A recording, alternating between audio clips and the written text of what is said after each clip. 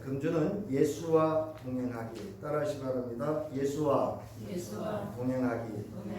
그러기 위해서 우리에게 필요한 신앙은 초지일관의 신앙입니다.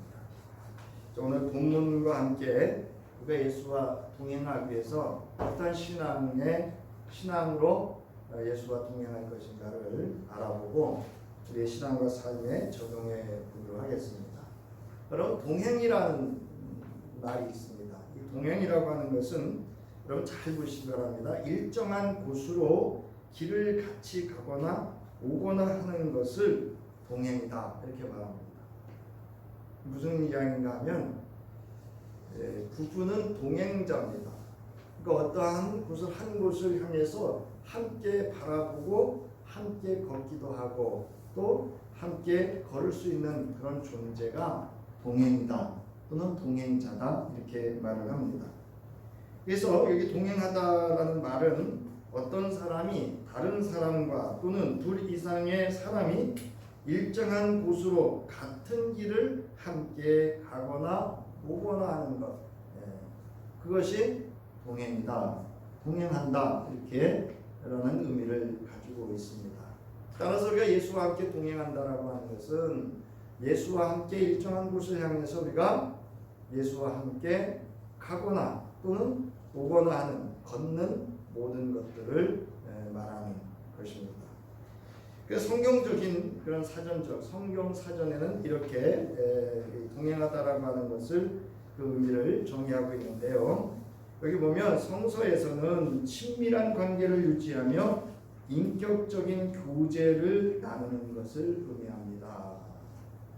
자, 엠마오 도상의 두 제자가 예수께서 동행하는 사실을 알았습니까? 몰랐습니까? 몰랐습니다. 왜냐하면 그 마음에 낙심이 들어있었기 때문에 그렇습니다.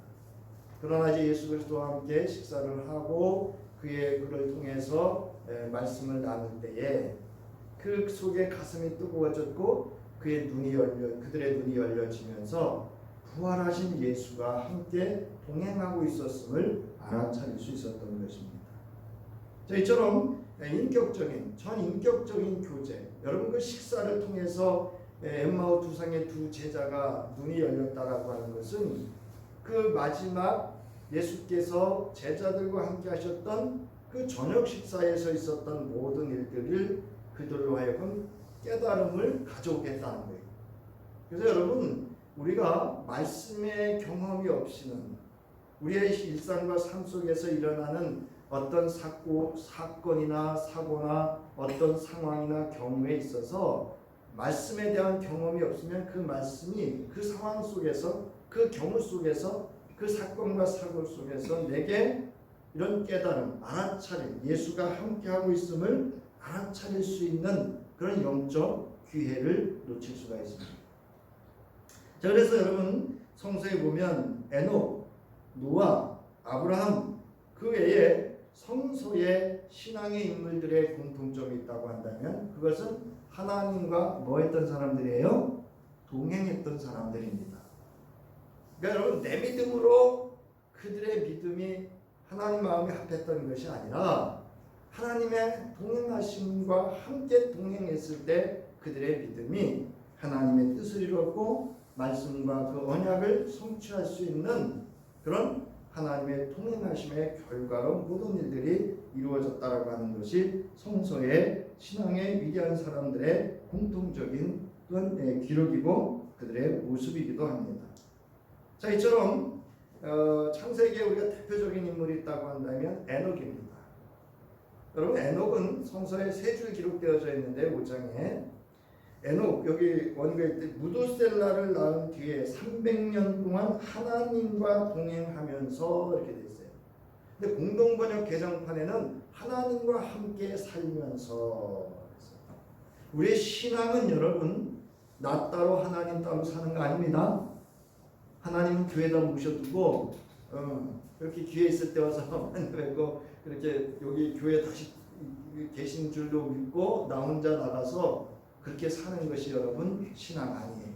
어느 곳에 있든지 간에 어떤 경우와 정황과 상황 속에서도 하나님이 나와 함께 하시고 나와 동행하심을 믿고 하나님과 함께 사는 것이 신앙인 줄 믿으시기 바랍니다.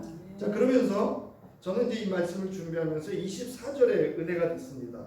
에녹은 하나님과 동행하다가, 하나님과 동행하다 자녀도 낳았고 하나님과 동행하다가 그가 사라졌다. 그것은 하나님이 그를 데려가셨기 때문이다라고 하는 겁니다. 그래서 창세기의 이제 부활이 아니죠. 그냥 있다가 승천한 그런 첫 번째 인물로, 그리고 첫 번째 동행이라고 하는 단어를 쓴 인물이 에녹입니다. 그러나 그가 무엇을 했기 때문에, 어떠했기 때문에 동행했다라는 그런 어떤 사건이나 이런 아브라함처럼 자세한 기록은 없지만 동행하며 자녀를 낳았고 하나님과 동행하며 살았다라고 하는 그 두 문장 속에서 그의 신앙과 삶이 어떠했는지를 알 수가 있고 또 우리가 알아차릴 수가 있고 발견해 볼 수가 있습니다. 자, 그다음에 초지일관이라는 말이 있습니다. 초지일관이라고 하는 것은 처음에 세운 뜻을 끝까지 밀고 나간다라고 하는 의미가 있어요. 우리가 처음에 예수 믿을 때 여러분 다 뜻을 세웠습니다. 물론 그 뜻이 나 중심의 뜻이고 내가 이루려고 했던 뜻이고 계획일 수 있지만, 그래서 우리가 그리스도 예수 안에서 그리스도의 그 깊은 모든 그 관한 말씀이나 그 사건이나 이런 것들을 통해서 우리가 그 뜻을 변화시켜 갈 수는 있지만, 우리의 신앙에 세웠던 그 예수 그리스도를 향한 믿음으로 세웠던 그 뜻만큼은 우리가 변함없이 시종일관이라는 표현되어 있는데, 초지일관으로 여호와를 신뢰한다는 의미를 가지고 있는 것이 바로 우리가 말하는 믿음의 초지일관이다라고 말할 수 있습니다. 그래서 여기서 여호와를 신뢰한다는 것은 믿음의 초지일관을 의미합니다. 그래서 신뢰한다라고 하는 것은 국어사전적으로는요, 굳게 믿고 의지한다라는 뜻이 있고, 히브리 단어로는 바타흐라는 단어인데요, 확신한다. 무슨 얘기냐면 우리는 확신한다는 건 결과를 이야기하는 거거든요. 근데 우리 인생과 삶은 사실 결과를 예측할 수가, 그 결과를 예측하기가 그렇게 쉽지 않습니다. 인간이 예측했지만 그대로 되어지지 않는 경우가 대부분이기 때문에, 그래서 우리는 불안하고 그래서 두려움을 갖게 되고, 그래서 때로는 공포심마저 갖는 것이 우리 인간의 모습이기도 합니다. 그래서 신뢰라고 하는 것은 하나님께서 그 결과를 이루어 주실 것이라고 하는 그런 믿음을 말합니다. 이런 확신의 신앙을 가질 수 있기를 바랍니다. 자, 그래서 이사야서 26장 3절에 보면 이렇게 이야기합니다. 주님께 의지하는 사람들은 늘 한결같은 마음을 가진 사람들이니 그들에게 평화의 평안을 더하여 주시기를 바랍니다. 이게 세번역이라 여러분들은 이렇게 들으면 익숙하지 않은데 개역개정으로 읽어드리면 이렇습니다. 주께서 심지가 견고한 자를 평강하고 평강하도록 지키시리니 이는 그가 주를 뭐함이니이다? 신뢰함이니이다. 그러니까 때로는 우리가 좋은 일이 있을 수 있습니다. 실패하고 좌절하고 내가 예측하지 못한 어떤 어려운 정황과 사건들이 우리의 삶 속에서 언제 일어날지 모릅니다. 때로는 우리가 고난과 낙심과 절망 속에 있을 수 있어요. 제가 올 한 해를 이렇게 돌아다 보면 아버지 아프셨죠, 형 아팠죠, 제 아내 또 이렇게 병원에 입원했죠, 또 둘째 이렇게 좀 아팠죠. 계속 이제 주변에, 그리고 제 몸도 또 여의치가 않죠. 그러니까 이게 무슨 일이지? 이제 이런 일들이 있어요. 그러나 그 가운데에서도 여러분, 우리가 심지가 견고한 여호와를 향한 신뢰하는 믿음이 있을 때 이것의 모든 과정과 결과는 하나님께서 아름답게 주님이 감사와 찬양을 받으시기에 합당하시도록 그 결과와 인도하심이 있을 줄로 믿으시기 바랍니다. 저는 그렇게 믿으니까 오히려 소망이 돼요. 하나님이 또 무슨 좋은 일을 하시기 전에 혹여나 저로 하여금 교만하지 않게 하시기 위해서 네가 한 게 아니야, 내가 한 거야 라고 하시기 위해서 이런 일들이 제게 있지 않나 하는 생각으로 위로를 받기도 하고 또 소망으로 여호와를 기대해 보기도 합니다. 여기 평화라고 하는 것은 샬롬입니다. 따라하시 바랍니다. 샬롬. 이게 전쟁이 없는 상태. 여러분 전쟁이 있는 상태를 생각해 보세요. 그래서 이것은 하나님이 그 함께하심 속에서 하나님이 책임져 주심 속에서 여호와의 결과를 기대하는 자에게 주시는 그런 평강, 하늘의 평화를 의미합니다. 자, 그래서 심지가 견고하다 할 때 견고하다라고 하는 것은 단단하다, 지지하다, 기대다. 기대하다가 아니고 이렇게 벽에다 몸을 기대듯이 기댄다 이런 뜻이고요. 자기를 거기다 둔다 이런 뜻이에요. 거기에 앉다 이런 뜻도 있습니다. 자, 그래서 이것은 굳건한 자라는 것으로서 어느 것에도 또는 어떤 상황과 경우에 있어서도 흔들리지 않고 오직 하나님의 말씀만을 준수하며 실행하는 여호와를 신뢰하는 자를 지칭할 때 쓰는 단어다라는 겁니다. 자, 따라서 26장 3절에서 심지가 견고한 자라는 말은 어떤 상황 속에서도 하나님을 신뢰하는 사람입니다. 여러분 이게 이제 저도 그렇고 여러분도 말하고 듣는 것이 쉬울 수는 있지만 어떤 상황에서도 과연 우리가 여호와를 신뢰할 수 있겠는가? 하나님을 신뢰한다는 것은 하나님께 기대는 것입니다. 우리가 벽에 기대는 것은 그 벽이 받쳐주리라는 신뢰가 있기 때문입니다. 하나님을 기대는 것은 역시 하나님께서 받쳐주실 것이라는 신뢰, 즉 믿음으로 인함입니다. 어떠한 상황 가운데에서도 여호와를 신뢰하고 기대는 자는 평강하고 평강하도록 뭐 해주신대요? 지켜주신답니다. 이는 그의 안에 하나님이 함께 하신다는 거예요. 존재하신다는 뜻이에요. 여러분 하나님이 내 안에 계시면 내게 있어서 가장 먼저 경험되어지는 게 뭐죠? 평안, 평강. 이처럼 어떤 상황과 경우에도 하나님께만 기대는 초지일관의 여호와를 신뢰하는 믿음을 가진 심지가 견고한 이는 그의 안에 온전히 거하시기에 평강의 평강을 할 수 있다는 하나님의 존재함을 믿고 신뢰하는 것입니다.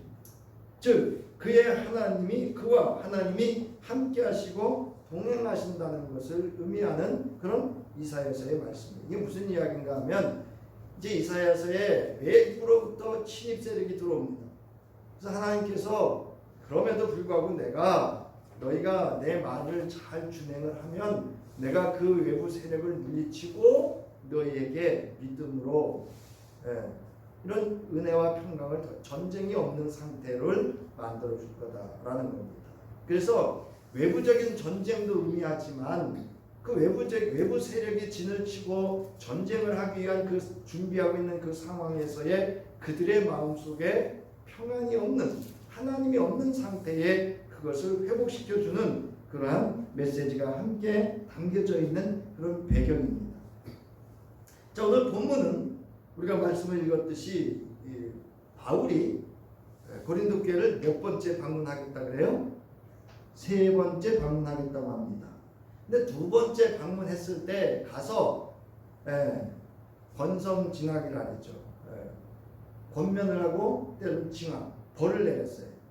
그러니까 고린도 교회에 악을 행하는 자들에 대해서 이 바울이 선악을 분별을 해서 교회의 균형과 질서와 또 하나님의 그 예수 그리스도의 복음과 성령의 역사를 위해서 이런 권성징악의 징계, 권면과 징계라래, 권징을 했습니다. 그래서 이번에는 그거를 내가 하지 않기 위해서 미리 경고하는 메시지. 근데 여기 이제 이 내용이 무슨 내용인가 하면 바울에게 이제 이 고린도 지역에 거짓 교사, 거짓 선생들하고 그를 따르는 이들이 바울을 요즘 말로 씹은 거예요. 너가 지금 그 바울 네 자신이 우리에게 이렇게 하고 있는 것이 정말 진실로 여기 말하는 그리스도께서 너에게 주신 말씀이냐? 이 시비를 거는 거예요. 그래서 이 고린도 교회를 세워가는 일에 있어서 가장 중요한 주도적인 그런 아주 중요한 역할을 하고 있는 바울에게 이제 시비를 거는 것에 대해서 바울이 이제 이야기를 하는 거예요. 쉽게 얘기하면 네 자신을 먼저 살펴라 이 얘기. 우리는 쉽게 지도자들을 평가하고 판단하고 탓하고 헤아리고 심지어 심판까지 합니다. 근데 그거에 앞서서 네 자신, 너 신앙과 삶이 여기 있듯이 그리스도 안에서 온전히 이루어지고 있는지를, 그래서 너 안에 그리스도 예수가 있는지를 먼저 알아라. 이렇게 하는 내용이 오늘 본문의 내용입니다. 자, 그래서 오늘 5절을 보면 너희는 믿음 안에 있는가? 너희 자신을 시험하고 너희 자신을 확증하라.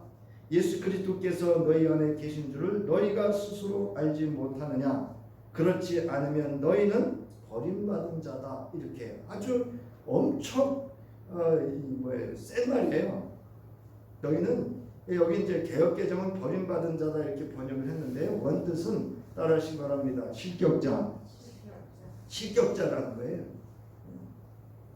어떤 그 규정과 규칙과 기준에 벗어났다 이거예요. 여러분 아무리 운동을 잘해도 실격하면 여러분 금메달 따위 못 돼요. 아무리 1등으로 주자가 들어와도 실격을 하면 그 금메달은 무효가 됩니다. 자, 이 말은 앞서 있는 그리스도께서 내 안에서 말씀하시는 증거를 너희가 구합니다. 이게 뭐냐면 비난하는 거예요. 비판하는 거예요. 너 정말 그리스도 예수의 말씀, 복음을 전하는 거 맞아? 라고 바울에게 오히려 묻는 거예요. 그래서 이 3절에 보면 이는 그리스도께서 내 안에서 말씀하시는 증거를 너희가 구합니다에 대한 반의적 화법이에요. 다시 반문하는 거예요. 그러면 너희는 이런 뜻이에요. 자, 오히려 바울은 고린도 지역의 교회와 그 안에 대적자들에게 자신들을 먼저 살펴보아 그리스도께서 진정 너희 안에 계신지를 살펴보라고 요구하는 거예요. 즉 그리스도께서 너희 안에 계신 줄을 너희가 알지 못한다면 너희는 버려진 자들이며 참으로 너희가 그리스도의 몸에 붙어있는 지체라면 그리스도께서 내 안에 계심도 알게 될 것이다 라는 거예요. 너희 안에 그리스도 예수가 존재하고 있음을 알면 나 바울에게도 그리스도 예수가 존재하고 있음을 알게 될 것이다 라는 거예요. 그러니까 내 안에 그리스도 예수가 없기 때문에 바울을 향해서도 그리스도가 없지 않냐라고 묻는다는 거예요. 자, 바울은 신앙이란 자기 계시적이어서 그 열매에 의해 겉으로 표면화되는 것임을 전제하고 신앙은 그 자체가 참된 것이므로 참된 신앙은 신자 자신에 의해 알려지는 것이기 때문에 자기 자신을 먼저 살펴보라.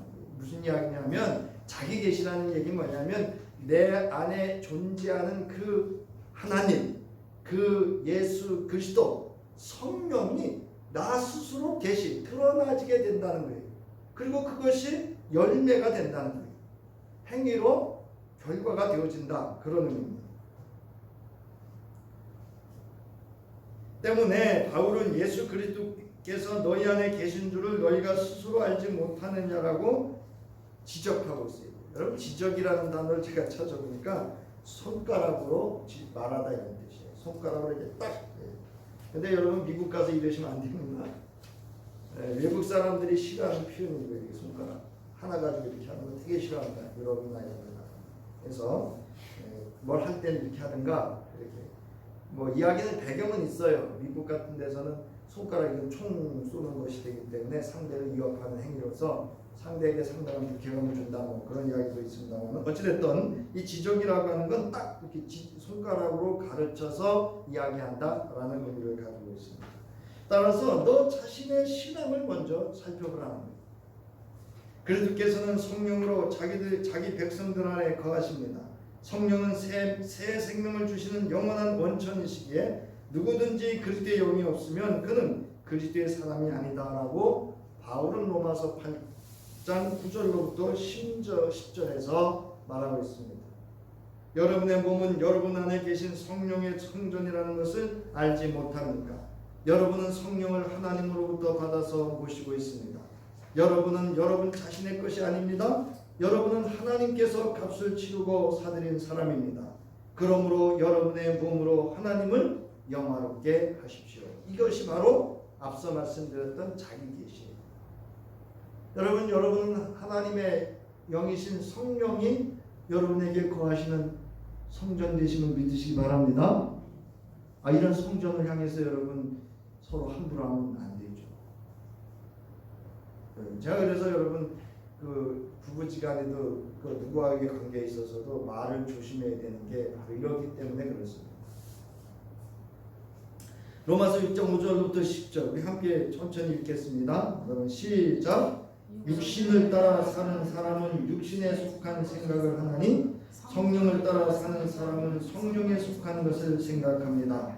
육신에 속한 생각은 죽음입니다. 그러나 성령에 속한 생각은 생명과 평화입니다. 육신에 속한 생각은 하나님께 품는 적대감입니다. 그것은 하나님의 법을 따르지 않으며 또 복종할 수도 없습니다. 육신에 매인 사람은 하나님을 기쁘게 해드릴 수 없습니다. 그러나 하나님의 영이 여러분 안에 살아계시면 여러분은 육신 안에 있지 않고 성령 안에 있습니다. 누구든지 그리스도의 영이 없으면 그리스도의 사람이 아닙니다. 또한 그리스도께서 여러분 안에 살아계시면 여러분의 몸은 죄 때문에 죽은 것이지만 영은 의 때문에 생명을 얻습니다. 여러분 육신의 생각을 따르지 마시고 성령의 생각을 따를 수 있기를 바랍니다. 이것이 예수와 동행하는 삶. 그것이 그리스도 안에서 내 안에 존재하시는 그리스도 안에서 그리스도와 동행하는 삶을 사는 이의 신앙과 삶의 태도이고 모습입니다. 신자는 내가 그리스도와 함께 십자가에 못 박혔나니 그런즉 이제는 내가 사는 것이 아니요 오직 내 안에 그리스도께서 사시는 것이라. 이제 내가 육체 가운데 사는 것은 나를 사랑하사 나를 위하여 자기 자신을 버리신 하나님의 아들을 믿는 믿음 안에서 사는 것이라는 바울의 증언처럼 자신이 그리스도 안에 있다는 믿음에 대한 확신을 통해 자신이 참된 그리스도인의 신앙이라는 사실을 자신의 삶의 열매로 증거할 수 있어야 합니다.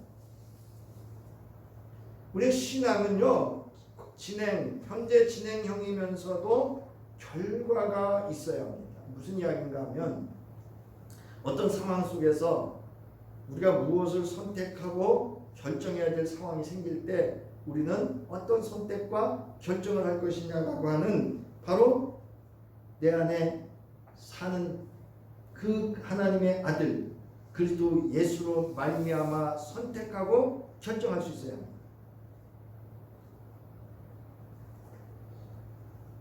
여러분 이제 이 표현은 좀 쉽지 않은 표현인데 믿음은 계산이다. 그래서 그럼 계산이다 그러면 우리는 딱 생각하는 게 하도 익숙한 게 있어요. 사회에서는 계산이라는 말은 어떤 의미를 쓰냐면 이해득실이라는 의미를 써요. 뭐 수를 센다는 의미도 있지만 이해득실이라는 의미도 쓰지만 이게 한 차원 더 깊이 들어가면 예측할 수 없는 결과에 대해서라는 뜻이 있습니다. 그러니까 어떤 상황이나 어떤 경우에 있어서 그 결과를 예측할 수 없는 상황에서 선택과 결정하는 것을 계산이다 이렇게 말을 해요. 그래서 신앙의 계산이라고 하는 것은 어떤 상황, 어떤 경우에서 예측할 수 없는 그 상황에서 믿음으로 선택하고 결정하는 것을 말하는 겁니다. 이것이 바로 하나님의 아들을 믿는 믿음 안에서 사는 겁니다. 자, 우리 말 중에 여러분 빈수레가 요란하다라는 말이 있어요. 속에 든 것이 없는 사람일수록 허세를 부려 말이 많고 시끄러운 경우가 많다 해서 쓰는 표현입니다. 이걸 또한 허장성세라고도 합니다. 자, 아무것도 잘 모르는 무식한 이가 아는 채 혹은 없는 자가 있는 채 더 떠벌린다는 의미에서 사용하는 속담이 이게 의미 자체예요. 제가 해석한 게 아니고 이 사자성어를 찾아보니까 이 속담을 찾아보니까 이렇게 정의를 내리고 있어요. 자, 이는 신앙에도 적용해 볼 수 있습니다. 신심의 깊이가 견고하지 않은 이는 교회에 무슨 이슈가 생기면 이리저리 다니며 교회를 요란하고 혼란스럽게 시끄럽게 하고 다닙니다. 이거 디모데전서 5장에 나옵니다. 디모데전서 5장에 보면 교회에서 이제 이런 일들이 있음을 바울이 이야기합니다. 자, 그런가 하면 벼는 익을수록 고개를 어떻게 한다고요? 숙인다는 말도 있어요.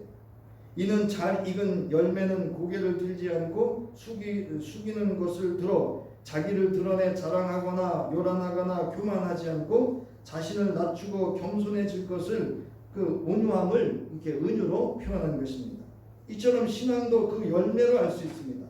신앙의 심지가 견고하고 깊은 이는 그 열매로 알 수 있어요. 여러분, 교회에서 정말 충실하게 헌신하고 정말 그 그리스도 예수 안에서 하나님의 아들 믿음으로 산 사람은요 자랑하지 않습니다. 여러분, 드러내지 않습니다. 그런데 그냥 뭐 벽돌 쌀 때 뭐 벽돌 한 장 나오고 자기가 교회는 다 지었어. 청소할 때로 입구에서 빗자루 가지고 깜짝깜짝 해놓고는 교회 청소 혼자 다 했어. 새벽기도 몇 번 쓱쓱 나와놓고는 평생 교회에서 새벽기도 한 사람은 그 사람밖에 없어요. 이런 사람들이 있을 수 있습니다. 자, 여러분, 요한복음 15장 7절로부터 8절 함께 했습니다. 시작. 너희가 내 안에 머물러 있고 내 말이 너희 안에 머물러 있으면 너희가 무엇을 구하든지 다 그대로 이루어질 것이다. 너희가 열매를 많이 맺어서 내 제자가 되면 이것으로 내 아버지께서 영광을 받으실 것이다. 아주 한국 교회에서 강단에서 설교자들이 큰 실수하는 게 하나 있는데 그게 뭐냐면 7절의 말씀이에요. 이걸 기도에다 갖다 붙입니다. 이거 기도 아닙니다.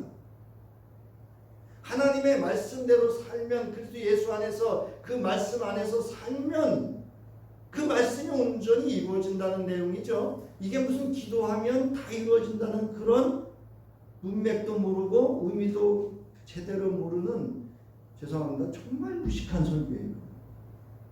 근데 저도 그렇게 해왔어요, 사실. 오늘 제가 이 말씀을 준비하면서 내가 참 무식했구나 그동안. 말씀을 그렇게 갖다 붙이면 안 되는 부분입니다. 이건 열매를 얘기하고 있는 거예요, 열매를. 여러분, 그리스도 예수 안에서 존재하시고 그 말씀으로 살면 그 존재와 말씀 속에서 온전히 이루어지는 것, 이것이 다 이루어지는 것인 줄 믿으시기 바랍니다. 이거 기도 아니에요, 여러분. 기도에 관해서 예수님이 따로 또 말씀을 하고 있습니다. 자, 왜냐하면 이러한 신자는 자신 안에 그리스도께서 계심을 깨어 스스로 살펴 알기 때문입니다. 이러한 이가 예수와 동행하는 초지일관의 신앙과 삶이기 때문에 그렇습니다. 마치 바람만 조금 불면 그냥 이리 흔들리고 저리 흔들려서 그런 갈대처럼. 제가 어떤 사건에 대해서 이제 화재, 방화범, 연쇄 방화범이 잡혔어요. 근데 이 방화범의 특징은 뭐냐면 갈대밭에다가 불을 지르는 거예요. 그래서 당신은 왜 갈대밭에다가 불을 지르냐 그랬더니 이렇게 이야기를 하더랍니다. 갈대가 질서정연하게 있지 않아서. 그 무슨 이유입니까? 여러분, 갈대는 이리 흔들리고 저리 흔들릴 수밖에 없어요. 그러나 저와 여러분의 신앙은 그리스도 예수 안에서 그 말씀 안에서 초지일관 그 말씀을 이루는 신앙과 삶이 될 수 있기를 주님의 이름으로 축원합니다. 그래서 우리가 살펴보면서 적용해 보도록 하겠습니다. 먼저 바울은 5절에서 이렇게 이야기합니다. 너희는 믿음 안에 있는가 너희 자신을 뭐하고? 시험하라 이렇게 얘기를 합니다. 바울이 본문에서 이렇게 말하는 것은 고린도 지역 교회 안의 문제에 대하여 주의 말씀과 성령의 도우심 가운데 스스로 자신을 테스트해 보라는 거예요. 시험해 보라는 거예요. 여러분, 이 고린도전서 12장, 고린도전서 12장이에요. 고린도후서입니다. 고린도후서 12장에 보면 그 앞에 바로 나와 있죠. 20절부터 21절에 보면 지금 고린도교의 문제점이 뭔지를 알 수가 있습니다. 여기 보면 여러분 가운데 싸움과 시기와 분노와 경쟁심과 비방과 수군거림과 교만과 무질서가 있지 않을까 두렵습니다. 이렇게 얘기를 하거든요. 있다는 얘기예요. 여러분. 이게 여러분 고린도 교회나 에베소 교회나 오늘 어느 교회든지 있을 수 있는 이야기입니다. 자, 그러면서 여기 전에 죄를 지은 많은 사람들이 두 번째 방문했을 때요, 스스로 행한 부정함과 음란함과 방탕함을 회개하지 않는 것을 보고서 슬피 울게 되지는 않을까 걱정이 됩니다. 내가 세 번째 방문했을 때 내가 이들 부정한 거, 음란한 거, 방탕한 거를 내가 지적을 했는데, 그래서 엄히 경계를 했는데 이들이 회개하지 않고 어떻게 돼요? 또 그대로 됐을까 걱정이 된다. 심히 안타깝다. 그런 이야기를 합니다. 이런 것들에 대해서 스스로 테스트해보고 하는 건, 나는 싸우지 않는가, 나는 시기하지 않는가, 나는 분노하고 있지 않는가, 분노, 경쟁 이런 거 다 체크해보라는 거예요. 자, 바울은 고린도 지역 교회가 스스로 돌아보고 고침을 받아 강한 교회가 되는 데 있었습니다. 여러분, 싸우는 교회가 강한 교회 될 수 있습니까? 없습니까? 없어요. 여러분, 뭐 하나 되는 일이 없습니다. 싸우는 교회. 그러므로 바울이 직접 고린도 지역 교회를 방문하였을 때 저희를 심판하지 않기 위해서입니다. 여러분 10절에 보세요. 10절. 그러므로 고린도후서 13장, 고린도후서 13장 10절. 그러므로 내가 떠나 있을 때에 이렇게 쓰는 것은 대면할 때에 주께서 너희를 넘어뜨리려 하지 않고 세우려 하여 내게 주신 그 권한을 따라 엄하지 않게 하려 합니다. 이렇게 얘기를 하고 있어요. 자, 그래서 이처럼 내가 그리스도 예수와 동행하는 믿음 안에 있는지를 스스로 시험해 보아야 합니다. 여기 시험하다라고 하는 것은 여기 이제 나와 있는데요, 현재 능동태 이인치 복수 명령이에요. 여기 무슨 이야기냐면, 능동이라고 하는 건 이게 스스로 이렇게 움직인다는 뜻이거든요. 예, 능동적인 건 자발적으로 자기 스스로 움직인다는 뜻이에요. 근데 현재라고 하는 건 지금 이야기를 하는 거예요. 그래서 이건 복수 명령이에요. 그러니까 상대가 여럿이라는 거예요. 이는 제한 없이 반복적 습관적 동작을 명령하는 것이므로 항상 깨어서 시험하라는 거예요. 테스트하라는 거예요. 성서에서 말하는 이제 시험 세 가지가 있습니다. 첫 번째, 육신의 정욕이에요. 먹는 문제입니다. 여러분, 우리 교회 안에서도 이 먹는 문제 때문에 갈등이 많습니다. 하나님의 정원에 있었던 아담과 그의 아내는 먹는 문제의 시험에서 실격자가 됐습니다. 그 기준에 미달했어요.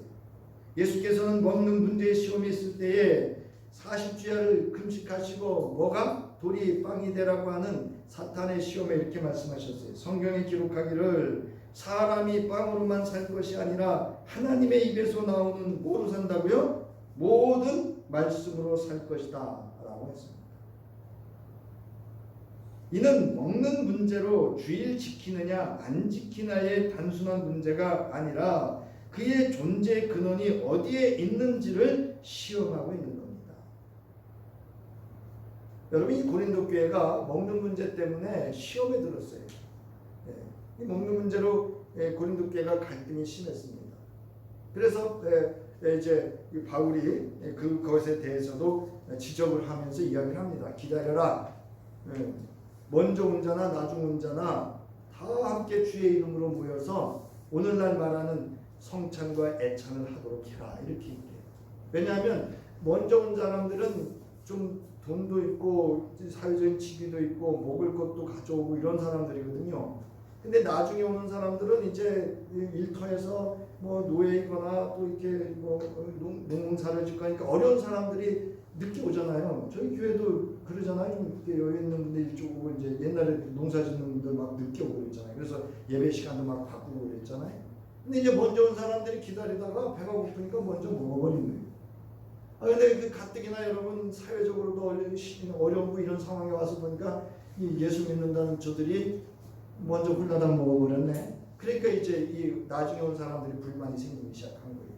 그런데 이제 교회 안에 보이지 않게 분열과 이제 갈등들이 생기는 그런 육신의 정욕, 먹는 문제로 갈등이 있었습니다. 자, 두 번째로 안목의 정욕입니다. 눈으로 보는 것을 소유하고 싶은 정욕이에요. 우리의 탐욕은 눈으로 보는 것을 소유하고 싶은 데 있습니다. 하나님의 정원의 여자는 뱀의 말을 듣고 나무를 본즉 먹음직도, 앞서 말한 먹음직, 먹는 문제죠. 보암직도 하다 그랬어요. 그래서 보암직도 하다라는 것은 눈으로 보고 일어나는 욕망을 의미하는 것입니다. 출애굽기 20장 17절에서 내 이웃의 집을 탐내지 말라. 내 이웃의 아내나 그의 남종이나 그의 여종이나 그의 소나 그의 나귀나 물은 내 이웃의 소유를 탐내지 말라. 꼭 이렇게 합니다. 이거 뭐냐? 보는 거예요. 보는 거.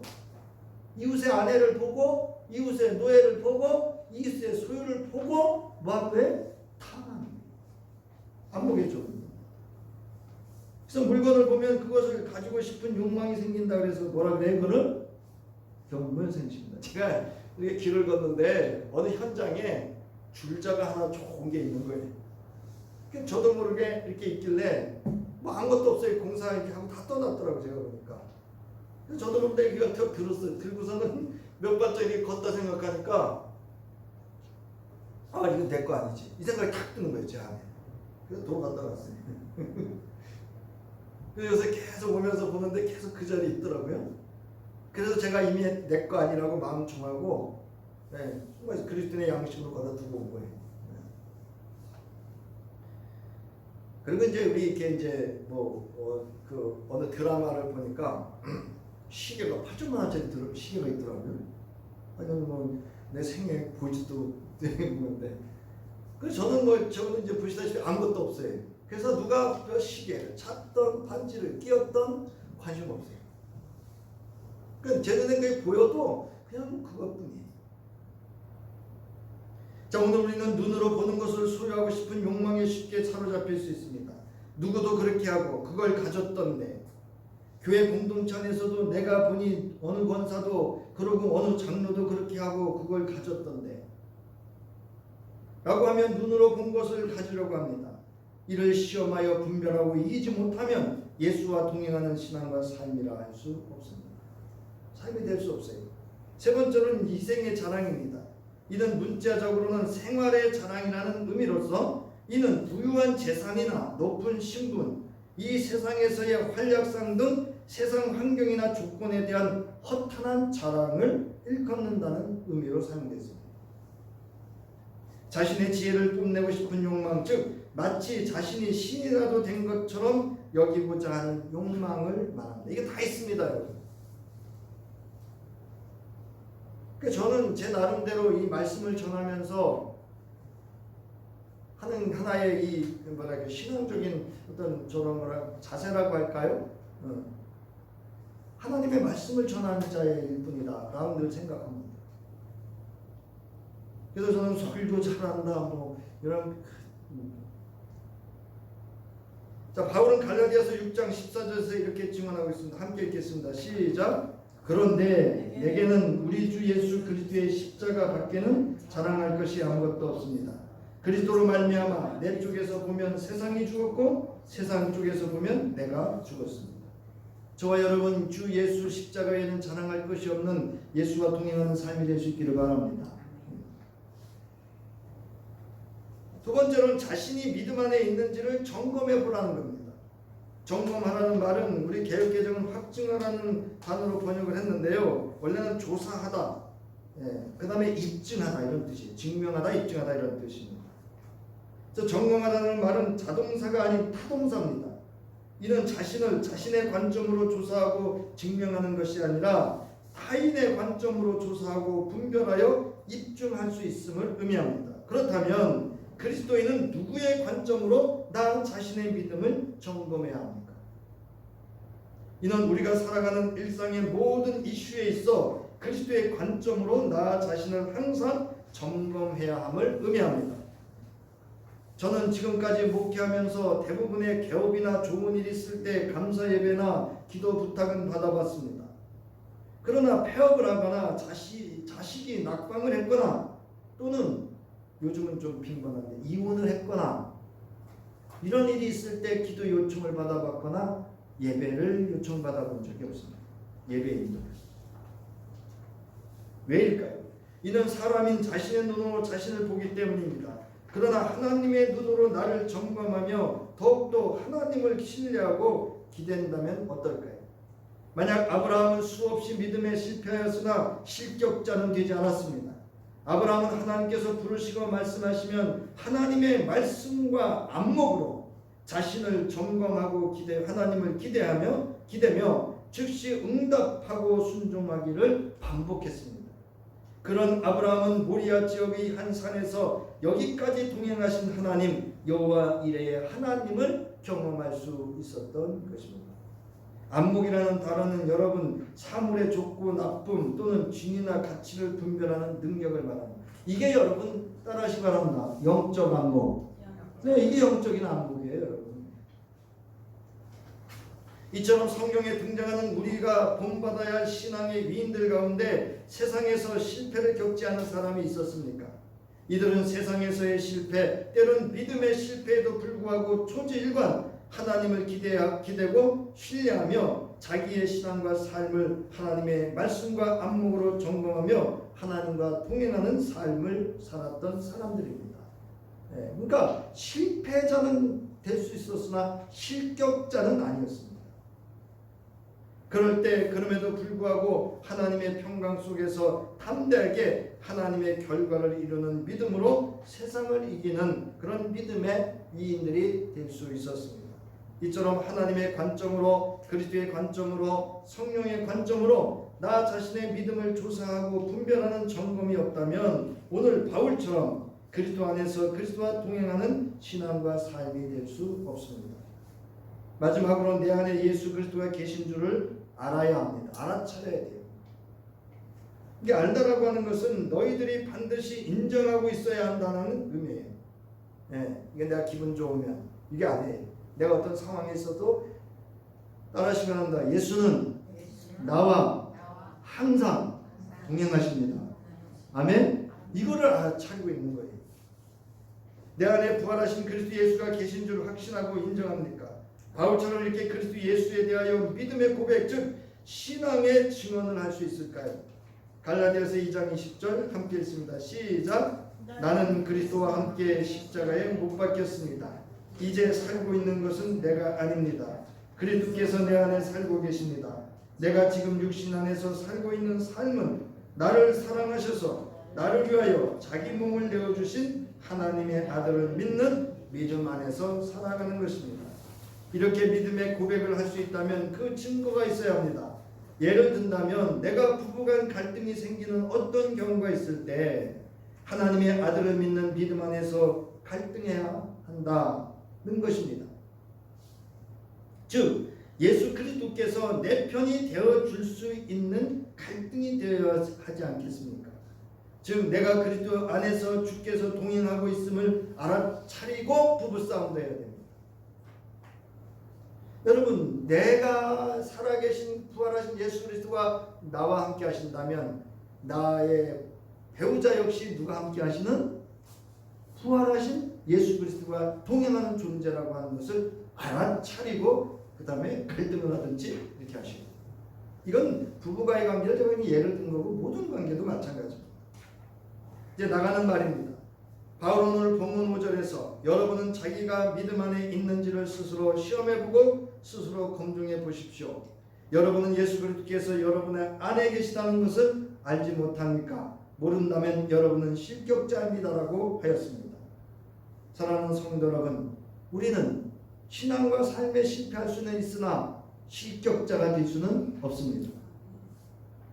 이는 예수 그리스도가 너희 안에 계시지 않으면 너희가 바로 실격자, 즉 버리운 자가 된다는 사실을 너희가 알지 못한다는 말이냐라는 의미입니다. 그러므로 신자는 늘 자신이 그리스도 안에 진정 거하고 있는 자신을 시험하고 점검하고 그리스도가 내 안에 거하고 내 삶에 동행하고 있음을 항상 알아차릴 수 있도록 하나님의 아들을 믿는 믿음으로 초질관 깨어 있어야 합니다. 그것이 예수 그리스도와 동행하는 삶입니다. 고린도서 11장 28절로 31절에 보면 이게 앞서 말했던 바로 먹는 문제예요. 그래서 너희 자기 자신부터 살펴라. 점검해봐라. 너한테 그리스도 예수가 있느냐?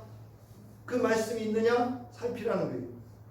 그래서 그 고린도 교회의 먹는 문제로 갈등하지 않도록 바울이 권면했습니다. 이제 신앙의 인물 에녹을 말씀하며 마치도록 하겠습니다. 에녹처럼 일생을 하나님과 동행한 것처럼 그리스도 예수 안에서 그리고 내 안에 사시는 성령, 즉 그리스도 예수 그리고 하나님과 동행하는 신앙과 삶이 되기를 바랍니다. 우리 창세기 5장 22절부터 24절 함께 읽고 마치겠습니다. 시작. 에녹은 무두셀라를 낳은 뒤에 300년 동안 하나님과 동행하면서 아들 딸을 낳았다. 에녹은 모두 365년을 살았다. 에녹은 하나님과 동행하다가 사라졌다. 하나님이 그를 데려가신 것이다. 모든 우주 만물의 생명의 근원이 되시고 영원부터 영원까지 우리와 함께 하시는 하나님의 무한하신 사랑하심과 인간의 몸을 입고 이 땅에 오셔서 우리와 함께 하시고 동행하시기 위하여 영원한 구세주가 되어주신 우리 주 예수 그리스도의 구속의 은혜와 이제 예수 그리스도의 동행하심을 깨달아 알아차린 저희에게 지혜가 되어주시고 힘이 되어주시고 분별과 시험이 되어주신 성령의 감동과 역사하심이 주님 오시는 그날까지 예수와 동행하는 믿음의 삶이 되기를 바라는 저희 이회와 가정과 기업과 자녀 위에 함께 하시기를 간절히 축원하옵나이다. 아멘.